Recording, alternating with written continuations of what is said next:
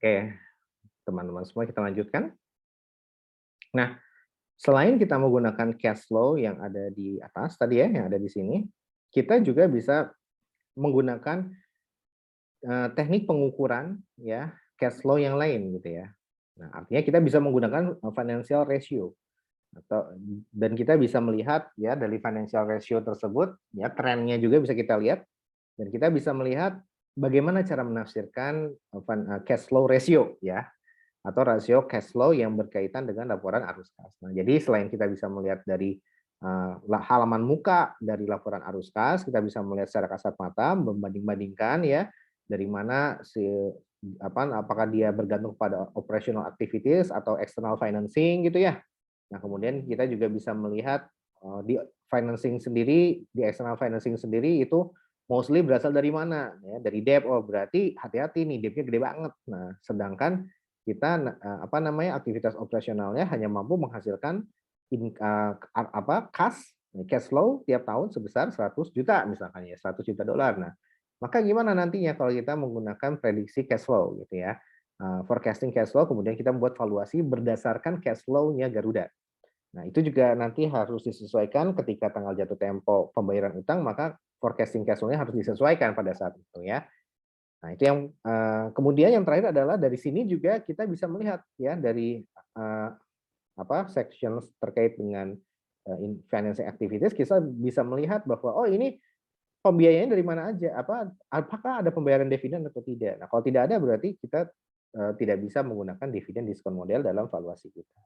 Nah, seperti itu. Nah, kemudian bagaimana cara alternatif analisis arus kas lainnya kalau kita ingin menggunakan financial ratio. Ya, kalau yang tadi kan kita langsung menggunakan akun-akun yang ada di laporan arus kas.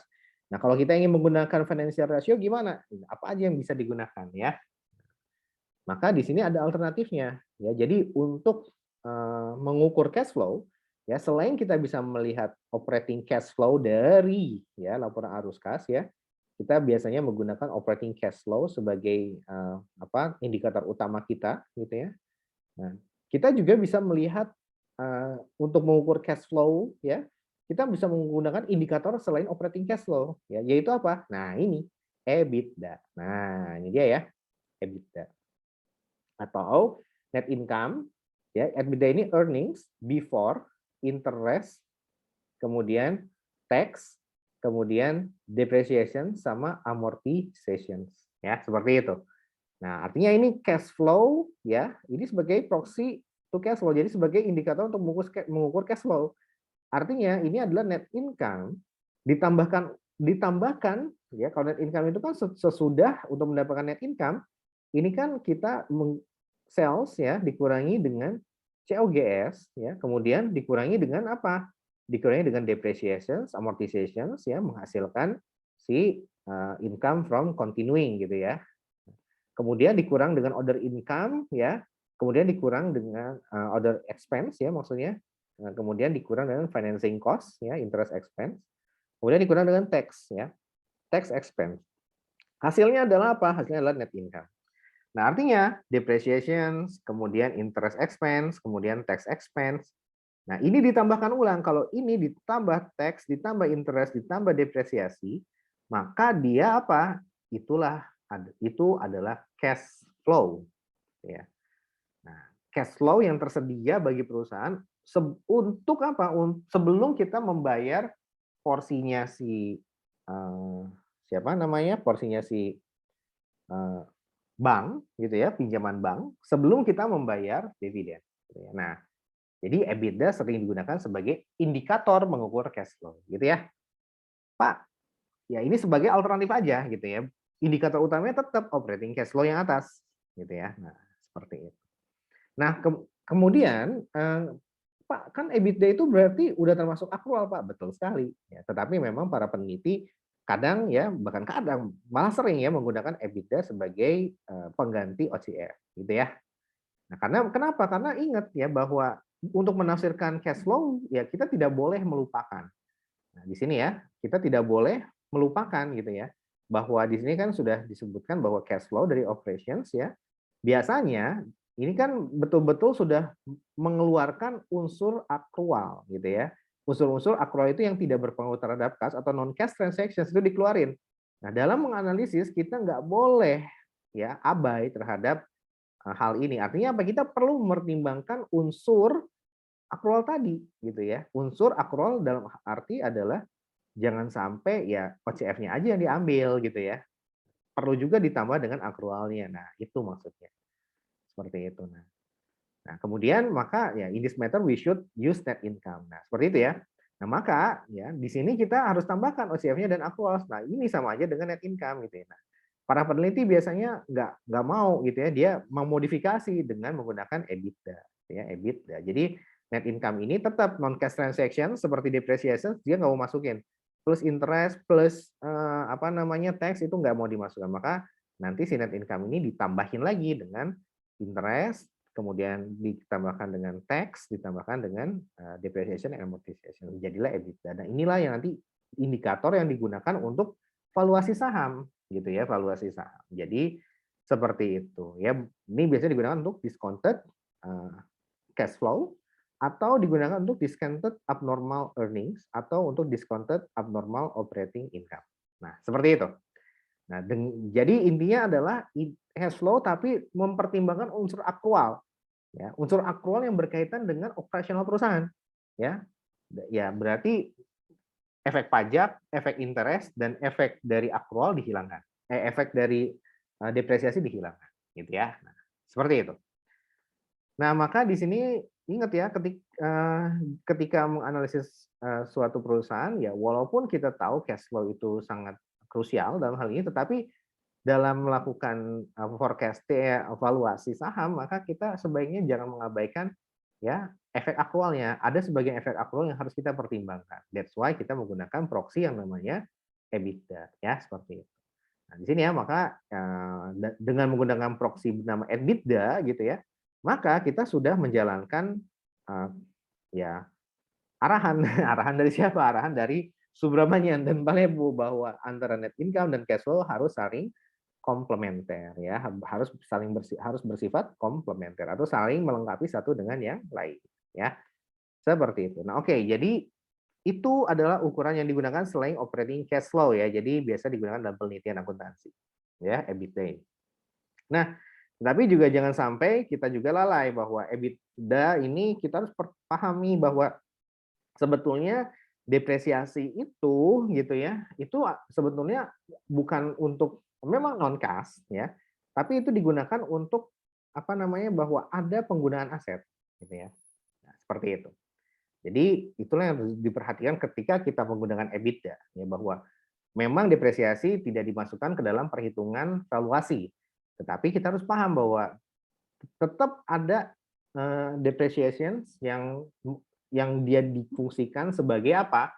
Fungsinya itu sebagai untuk menggambarkan bahwa aset perusahaan itu makin lama makin turun nilainya. Nah, gimana caranya? Ya, kita catat depreciation expense. Nah, seperti itu ya. Nah, kemudian dalam EBITDA ini bukan berarti bahwa dengan menambah depresiasi itu bermakna bahwa ada tambahan kas. Ya, padahal apa? Zeros out the non-cash expense ya.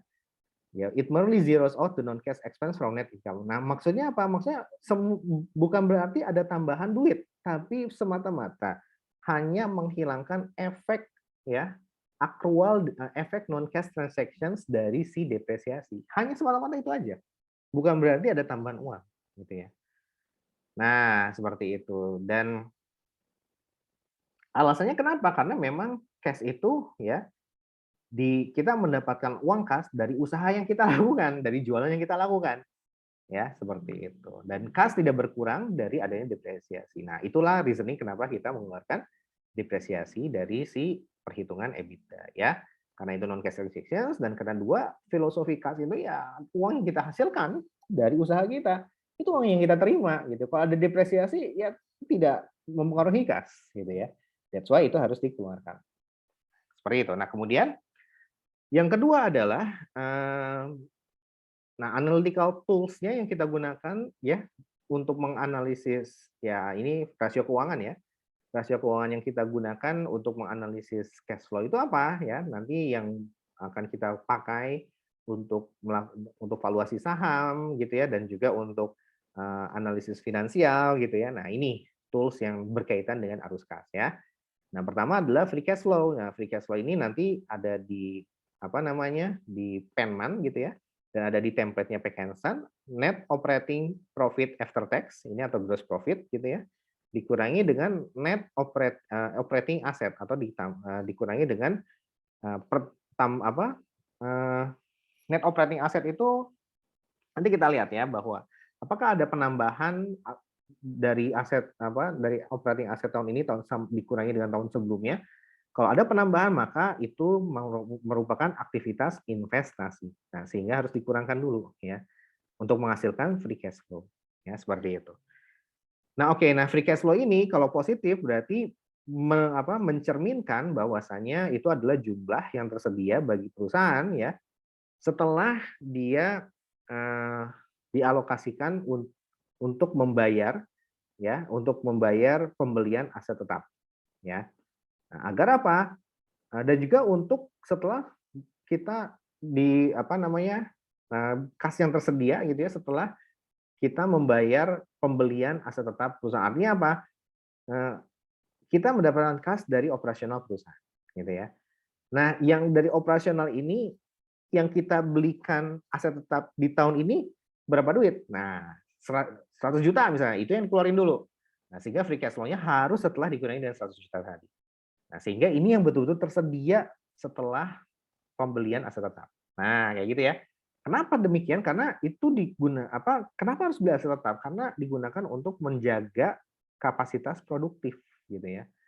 Nah, demand makin tinggi. Kalau kita nggak menambah kapasitas produksi mesin kita, maka kita nggak akan bisa meng-capture demand yang orang akan meninggalkan produk kita. Nah, itu masalahnya. Ya. Nah, maka kita harus beli tambahan mesin. Agar apa? Agar kapasitas produksi meningkat, demand tercukupi. Gitu ya. Nah, seperti itu. Nah, that's why free cash flow itu adalah duit dari operasional perusahaan setelah dikurangi pembelian aset tetap atau NOA ya, net operating asset ya. Nah, kemudian nah, bagi perusahaan ya, pertumbuhan dari perusahaan dan juga fleksibilitas finansial dari perusahaan itu tergantung dari si free cash flow yang dimilikinya. Kalau dia nilainya positif, nah maka akan fleksibel bagi si perusahaan mau menambah investasi dia dengan membeli aset tetap atau mau melunasi utang gitu ya, atau mau memberikan dividen yang lebih banyak. Nah, itu bergantung dari berapa nilai free cash flow ya. Seperti itu. Nah, kemudian dari sini ada yang namanya cash flow adequacy ratio. Nah, maka di sini pada dasarnya rumusnya adalah jumlah operational cash flow sebagai operating cash flow selama 3 tahun dibagi dengan jumlah si capex atau pembelian aset tetap, kemudian penambahan inventory sama dividen. Nah, kalau kita lihat ini berarti untuk aktivitas investasi, ini berarti untuk aktivitas operasional, dan ini berarti untuk aktivitas finansial berkaitan dengan si pemegang saham. Ya. Maka dari sini kita bisa mendapatkan cash flow adequacy ratio. Apakah rasio kecukupan cash flow, gitu ya. Nah, kalau dia nilainya positif, di atas semakin besar semakin bagus. Kenapa? Artinya semakin mendekati 1 semakin bagus. Kenapa? Artinya dia punya cash flow yang banyak ya setelah dia beli aset, setelah dia nambah inventory, setelah dia bayar dividen. Nah, itu duit yang tersedia ya. Itu bagus kalau semakin gede cash flow adequacy ratio-nya berarti semakin bagus ya. Nah, jadi maknanya adalah apa? Maknanya untuk mengcover ya kas yang tersedia ya setelah kita dibelanjakan gitu ya. Untuk apa? Untuk pembelian aset tetap dan untuk tadi ya meningkatkan jumlah inventory persediaan ya, artinya agar bisa mencukupi demand yang tinggi kita harus nampung barang banyak banget gitu ya, seperti mau lebaran gitu berarti kita stok banyak gitu, sehingga apa, sehingga ketika orang nyari barang ya kita tinggal kirim-kirim aja gitu ya, sama juga setelah membayar dividen. Nah, ini cash yang tersedia bagi perusahaan ya. Semakin tinggi cash adequacy ratio maka semakin bagus. Nah, kemudian yang ketiga adalah cash reinvestment ratio. Nah, ini menunjukkan bahwa operating cash flow dikurangi dengan dividen. Nah, dibagi dengan si pembelian aset tetap ya plus working capital. Working capital itu adalah current asset ya dikurangi dengan current liabilities kalau tidak salah ya, seperti itu. Nah, jadi kas yang tersedia setelah ya ini kas yang kita mengukur ya persentase untuk duit yang diinvestasikan kembali di internal perusahaan ya. Nah, itu maksudnya jadi percentage of investment in asset. Jadi ini menunjukkan duit perusahaan yang tersedia yang kemudian dipakai oleh perusahaan untuk mengembangkan bisnisnya. Nah, itu maknanya ya. Jadi operating cash retain and reinvested. Nah, diinvestasikan kembali ya untuk mengembangkan bisnisnya dengan cara apa? Mengganti aset lama dengan aset yang lebih bagus dan juga meningkatkan kapasitas produksinya sehingga terjadi pertumbuhan penjualan gitu ya. Nah, jadi ini cash reinvestment ratio. Nah, sama semakin besar semakin bagus juga ya. Nah, oke, itu aja teman-teman ya terkait dengan cara atau alternatif lain untuk mengukur cash flow gitu ya. Selain dari laporan arus kas, kita kita menggunakan informasi di sini berupa operating cash flow ya, kas yang diperoleh dari aktivitas operasi. Nah, ini yang kita ambil gitu ya. Tetapi ada juga alternatif lain selain arus kas dari operasi, yaitu apa? Yaitu EBITDA dan FCF atau free cash flow ya. Nah, EBITDA ini berarti cash flow setelah memasukkan unsur akrual ya. Nah, kalau yang cash flow dari aktivitas operasi betul-betul pure nggak ada akrual. Nah, kalau yang EBITDA ada akrual, tapi tanpa ada depresiasi dan kawan-kawan ya. Nah, kemudian kita juga bisa menggunakan rumus free cash flow juga. Jadi untuk mengukur cash flow ada 3 kesimpulannya ya, ada 3. Bisa menggunakan operating cash flow yang dari laporan arus kas atau kita bisa menghitung EBITDA ya, atau kita bisa menghitung yang namanya free cash flow. Nah, kalau yang digunakan dalam valuasi ya dengan discounted cash flow adalah yang ini ya, seperti itu. Nah, sebetulnya ini adalah ya gabungan ya dari EBITDA dan OCF ya, kemudian dicemplungin menjadi free cash flow ya, seperti itu. Nah, nanti EBITDA inilah sebetulnya nanti digunakan untuk discounted abnormal earnings ya dan seterusnya. Oke. Nah, itu aja terkait dengan alternatifnya dan jadi kesimpulannya adalah cash flow ada 3 ya, indikator yang digunakan untuk mengukur cash flow ya, operating cash flow dari laporan arus kas, EBITDA dan FCF dan rasio finansial yang berkaitan dengan cash flow yang bisa digunakan adalah cash flow adequacy dan cash reinvestment ratio. Itu aja yang bisa Pak Eci sampaikan, semoga bisa bermanfaat. Sampai jumpa lagi pada video selanjutnya.